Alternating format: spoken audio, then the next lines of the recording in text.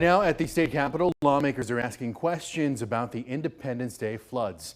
Thanks so much for joining us. I'm Daniel Marin. I'm Avery Travis in for Jennifer Sanders. Today's hearing started hours ago at 9 in the morning, and it shows no signs of slowing down. Lawmakers are looking at what could be done to prevent similar tragedies in the future. State Capitol reporter Adam Schwager has more. 19 days after statewide floods claimed over 100 lives, lawmakers say they're using the past to look to the future. Our select committee will not armchair quarterback or attempt to assign blame. Instead, they heard from over a dozen witnesses from several officials, starting with Texas Department of Emergency Management Chief Nim Kidd.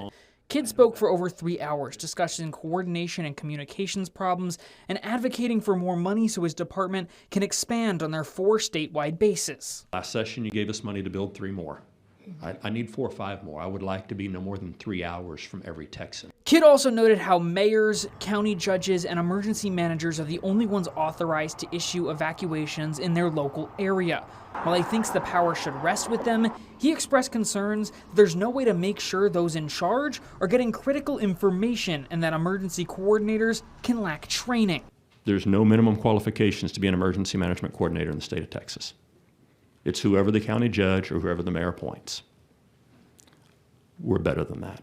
And while senators and representatives stayed polite, they also echoed calls for accountability. 137 people are dead, including a number of 8-year-old little girls out of a camp. And while I don't think anybody wants to point fingers, I do think we want the most honest assessment of what went wrong. After this marathon hearing on Wednesday, this committee will travel to Kerrville next Thursday, where they'll not only hear from those most affected by the Independence Day floods, but from local officials who were in charge that tragic morning. In Austin, I'm Adam Schwager. And going in depth, Kerr County warned its residents in an online video 8 years ago to be flood aware due to the topography of the area, making it vulnerable to flash flooding. The Kerr County area has a history of devastating floods, like a historic flood in 1978 that killed at least 9 people, and then another one in 1987 that killed 10 people. In 2016, officials discussed flood warning sirens, and in 2018, the county's request for a grant to go toward a new flood warning system was rejected. Governor Abbott says the body of a woman who went missing in the floods has now been found in the Kerrville area. The governor took to social media last night to announce Task Force 1 recovered her body yesterday. He also confirmed a man and a Camp Mystic camper are still missing after these devastating floods in Kerr County. At least 135 people across the state are confirmed to have died, including dozens of children who were attending that summer camp in the Hill Country. FEMA announced today that it will keep its Disaster Research Center in Travis County open through the end of the week.